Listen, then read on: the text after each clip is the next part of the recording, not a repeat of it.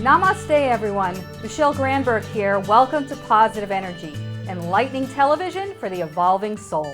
Our topic on this show is the sacred feminine. I'm joined by Sharon Silverstein and Deva Vidya. We're going to explore their profound spiritual work with women. Let's take a peek at their work right now on Positive Energy. I am alive as the earth is alive. I have the power to work for my freedom. I am alive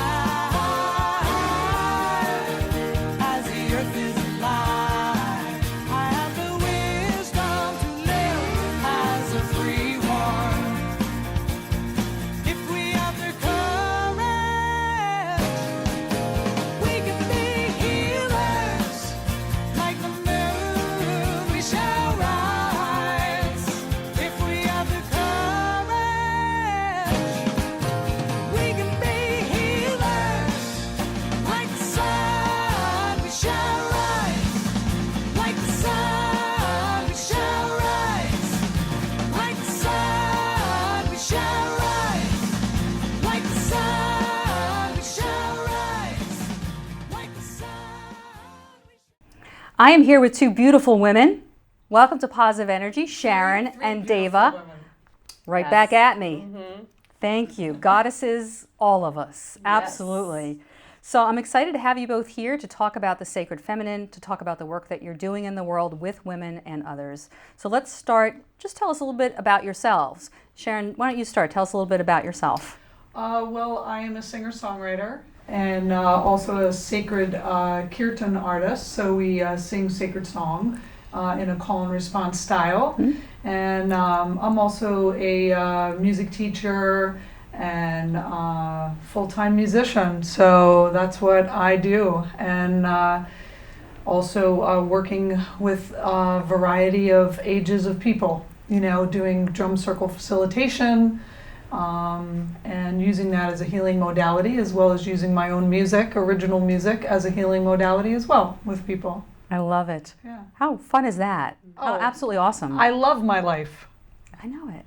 I And do we've known too. each other a long time too, so I love my the life path is just more and more and more. Oh. And I'm glad to be on this journey with you as well. Oh, thank you, Sharon. Yeah. Great to have you.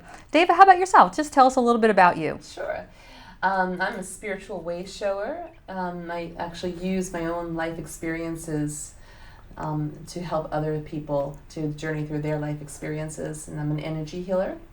I'm really dedicated to helping raise the vibration of individuals and the collective consciousness in the earth to help shift old paradigms and negative energies so that we can really heal and balance the energies here.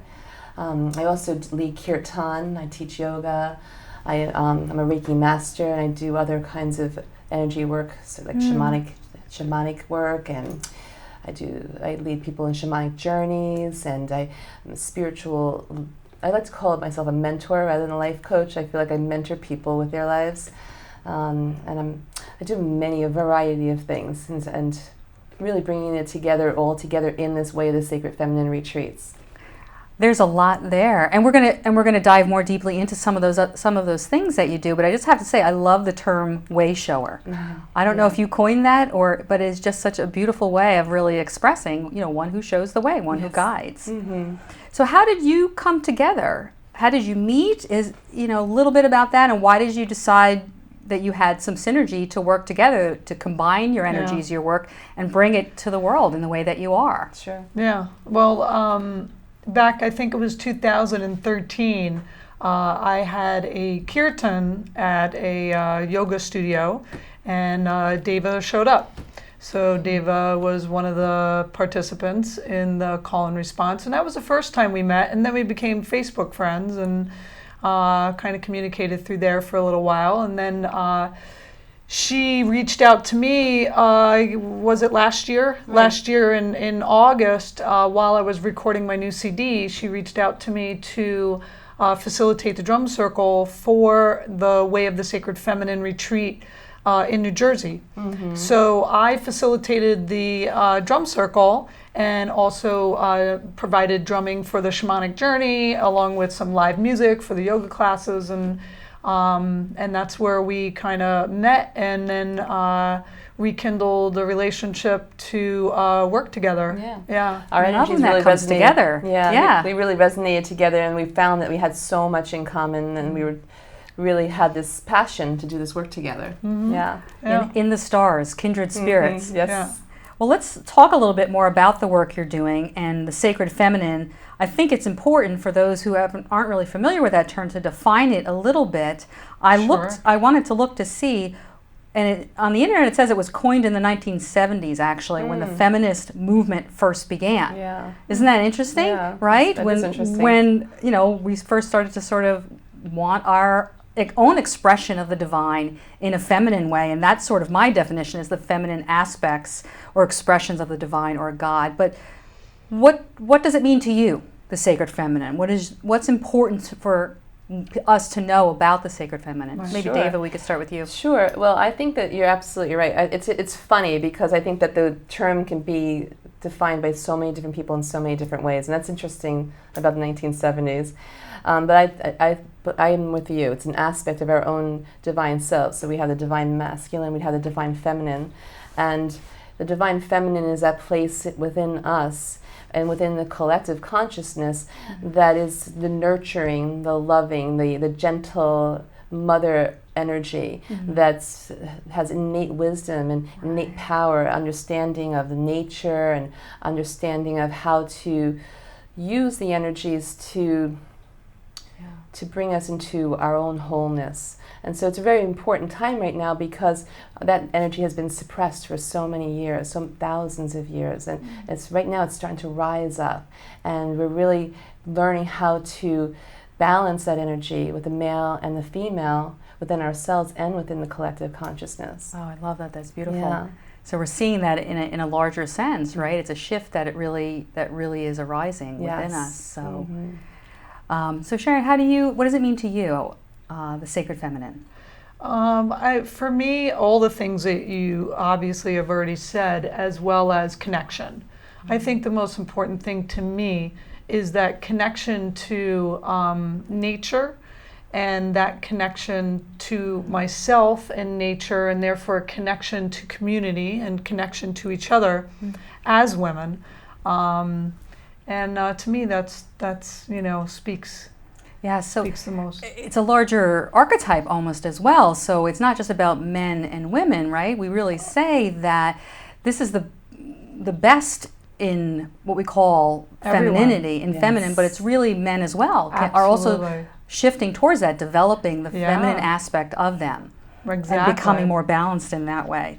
Even society is a society energy that you can see how it's shifting from being this aggressive, forceful energy, and it's starting to come up more and more. Like even just what we've been seeing in the elections, and like what the politicians are saying, like they're bringing in more about love. They're like actually saying the word love in their speeches. It's amazing. Oneness. Yeah, oneness, exactly. So it's that energy is definitely rising within the entire culture. Yeah. Yeah, I think it speaks to why we're here having this conversation right now, and the things that we're really doing in the world, and that there are more and more healers. We're all healers. Yes. But there is now just an explosion of people wanting to do healing work, and I think that's definitely an extension of this shift more towards the sacred feminine that's going on right now. It's a balance, the balance of the sacred masculine and the balance of the sacred feminine coming into balance within ourselves. First within ourselves. Yeah, right? whether and then it will come out into the your world. gender is male or female, the balance is within ourselves first. Because when we're talking about spirit and soul, there really is no gender. There is no male, female when we're looking at us from the oneness, the level of oneness and source. There's, you don't assign, there's no gender assigned to that. It's beyond that. So let's talk about how the sacred feminine relates to your retreats, because you are embracing and celebrating the sacred feminine in your retreats. So say something about that. What will women experience, and what are your retreats like? Right.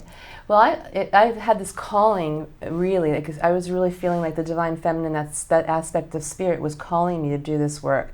And it was like as if I couldn't do it. I could not do it, you know. And so it's really bringing women back into a place together in a sacred sisterhood, into that circle, and creating a safe container so that they can do this work. And we do many different experiential activities with them, as well as sacred ceremony. Maybe you want to talk a little bit about what we do. Yeah. Yeah, and all of these experiences are about calling forth that sacred feminine aspect within ourselves, right? So all the experiences have that intention. So some of the experiences are doing a sacred ceremony.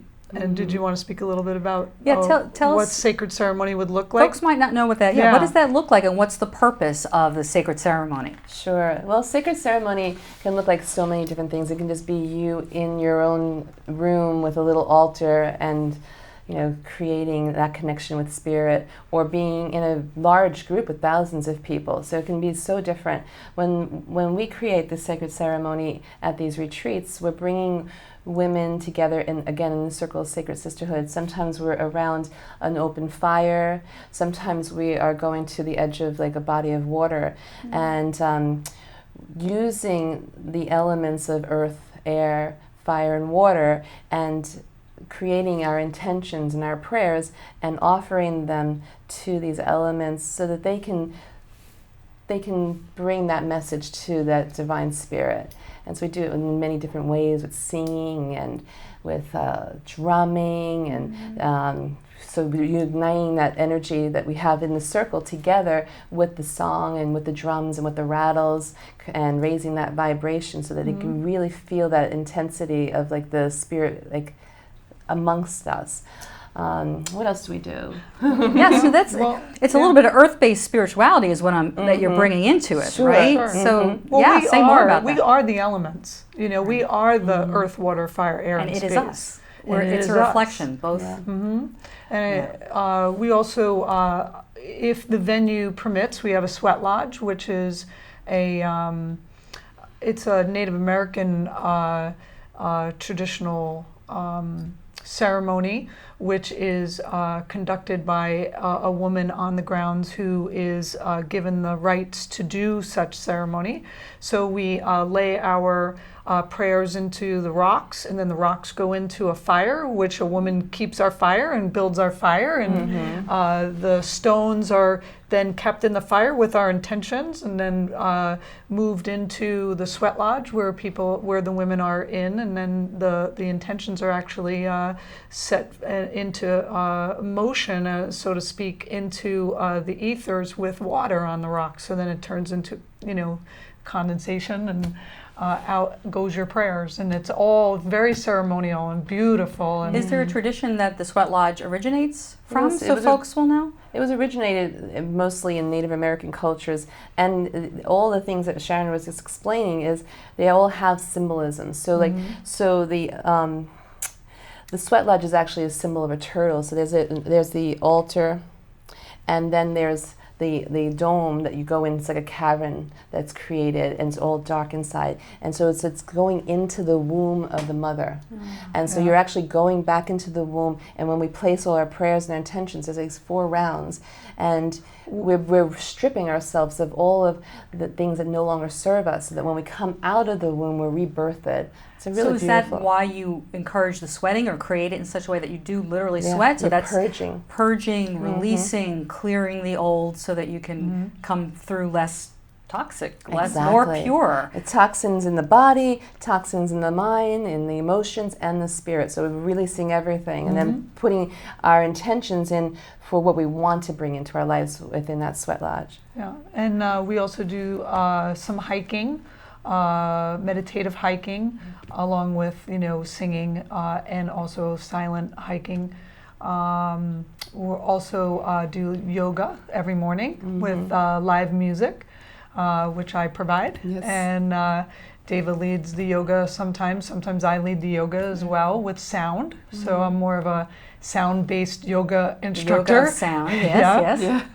And Deva uses the sound as well. So we really incorporate the music to reflect what Deva is evoking, in the yoga practice. Right. Usually it's very earth-based, water-based, with the elements and through the chakra system of the body, the energetic system of the body. Did I leave anything out? I We don't do know if we- shamanic journeying, Shamanic and maybe you want to talk journeys. a little bit about that. It's another tradition that's mostly found in the South American tradition, in like the Incans and shamanism, and that's it's a good visualization meditation that brings you in to meet those divine aspects of yourself. Sometimes we talk about them as being spirit guides or your higher self, or the gods and goddesses. So those are all aspects of our own divine self, and so we bring them into this very deep meditation so that they can meet themselves and learn the messages that their inner selves have for them. I love that. Yeah. I mean, I love shamanic journeying myself. I do it often. I help others to do it. Nice. And I love the idea that we have to leave this world behind to some degree. We have to disconnect or redirect our awareness away from this sort of ordinary realm to go into that more extraordinary spiritual, it's not really a separate realm, but it is in some ways as well. Yeah. And so all the benefit we can get from really plugging into that. Exactly. So the people who have come to your retreat in the past, just say a little bit about what they've said. I mean, what has the feedback been? What are you proud of because of that? Well, how does that make you feel? I've had a lot of people tell me that they've had complete life changes from coming, which are better for, they really shifted in huge ways, and have had a lot of self-healing within their body and within their relationships and within their life in general. So it's definitely a powerful experience. I remember specifically one participant last year who had a lot of difficulty walking. She was using a cane, and at one point during the retreat, I was playing my drum by myself. I think I went to a group of women and I just started playing. She literally dropped the cane and started dancing. Yes, it was beautiful. She forgot that she Forgot she needed to use the cane. yeah. And then since then has drastically changed her eating, for the better, She's shifted healthier. her whole life. She shifted her whole life, So there's just, and even for myself, I was more of a participant last year than I was a facilitator. But I got to experience the whole retreat, and my life personally has shifted dramatically since the retreat as well. So you're starting to really point to the power of sound and the power of energy and the power of drumming, all of which we love to talk about in this show. And community. And community, the power of community, of sacred sisterhood. space, of sacred community, of sacred sisterhood, Yeah. all coming together into this one experience that could really be a catalyst for some shifting. So, Yeah. Sharon, I know you work a lot with music and sound and kirtan and drumming. So say a little bit more about your work in the world that you'd like people to know. Well, I think for myself, using music as a modality to create connection, create community, create a symbiotic relationship with everything. Not just other people and yourself, but create a sustainable way of being in the world. Sustainable with our environment, sustainable with each other. And just taking that the retreats give us that safe container in which to create a symbiotic relationship with all of that. So my work just naturally fits into these retreats, and I'm just blessed that I can do this work with Deva, and we can bring this to women who, and make it affordable for women to come. Exactly. I think that's really important. We actually give a scholarship to at least like 1 or 2 women who can't afford to come. We invite them to come, and if they want to, of course, and make it available. And the prices are. And the prices are very affordable. Yeah. So it's service. It's your way of doing Yeah, service. absolutely. Yeah, And like what a- comes around goes around. So it really is contributing in that way. Yeah, and like the one that we're doing in September in Washington, New Jersey, is very affordable and it's local. And then the other retreat that we're doing in Mexico is very affordable. Yes. Because of the way we, create the space where we're going to go in Mexico. We want to make sure that it's going to be affordable for people to come. So then say how people can register. Say now how people can reach you, how they can find out more information if they want to, and if they, want to come. Sure. Well, Let they can them go know. to the Way of the Sacred, wayofthesacred.com, and they can find out all about our retreats.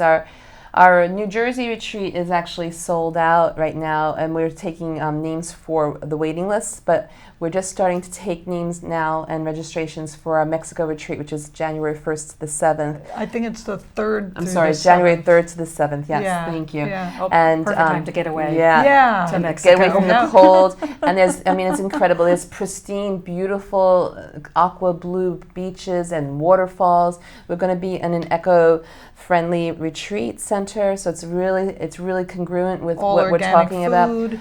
And there's no cars or streets. It's a very quiet, very beautiful, serene place. So it's a really wonderful, surrounded by mountains and wild jungles, and there's parrots and whales and Imagine dolphins. that alone. That Yeah. alone is an amazing experience, and then you get all the aspects of the retreat itself. Yes. And we were there last year with our retreat, so we made a lot of friends there, and we met this one woman who lives in the jungle, and we're hoping to create some intentional jewelry making. Yes. So intentional jewelry like this that women can infuse their energies into and intentions into, and we create this while you're able to just go swimming right there in the Yes. jungle in the river. It's incredible. Nice. Beautiful. It's a really, Yeah. it's a magical, Magical. powerful, and beautiful place. It really is. There's no lack of opportunities, and there's really no lack of creative, inspirational ways for us to come together. And I think it really just shows this is what more and more people are up to in the world. So I really acknowledge you for that. You want to leave the world a better place. Yes. And these are our ways of doing it. I'm trying to do that with this show. Leave the world a better place. I Yes, think that would thank be you. absolutely wonderful. Thank you for doing that. Yeah. Thank you for the work that Thank you you. do. Yeah. I must say. Yeah. So we're going to actually get close to wrapping up, but Dave, is there anything you'd like to say about your own work in the sure. world? And Well- people can always reach out to you as well. Yes, they can. They can reach out to that website, wayofthesacred.com, and I do a lot of one-on-one sessions with people, helping them to reclaim their power and to find their innate wisdom, and so that they can navigate through this world and really claim their desires and live the life that they want. I also do energy healing. I'm a Reiki master, and I do other kinds of energy modalities, and I create ceremony to help heal and create balance in this collective consciousness in our earth. And I lead these wonderful retreats and workshops with Sharon, and we do a lot of kirtans together too. We So- also do a lot of yoga with live music throughout New Jersey at various yoga studios. Right, So, and that you can find that on our website. We actually have several coming up right here in New Jersey. We do a lot of chakra-based balancing yoga workshops. That yeah, we they do. can go to SharonSilverstein.com and Yes. see our whole tour schedule. Yes. Well, I encourage people to do that, to find you. We're going to hear a little music from you as well. So thank you for that. And just My final pleasure. words as we're wrapping up now. Any final words? May all beings be peaceful. May all beings be free. May all beings awaken to the love they can be. Absolutely. Om Shanti Shanti Shanti. Peace, peace, peace.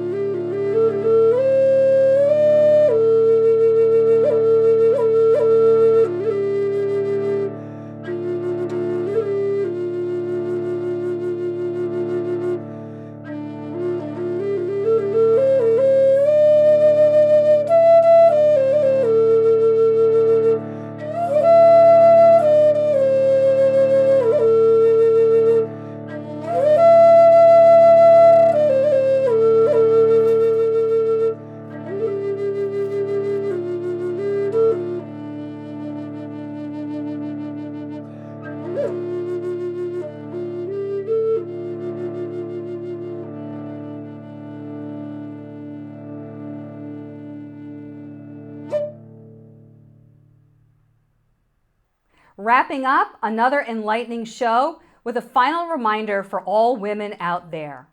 Remember to embrace your inner goddess. Don't dim your light. Let it shine brightly for the world to see. Join me next time on Positive Energy.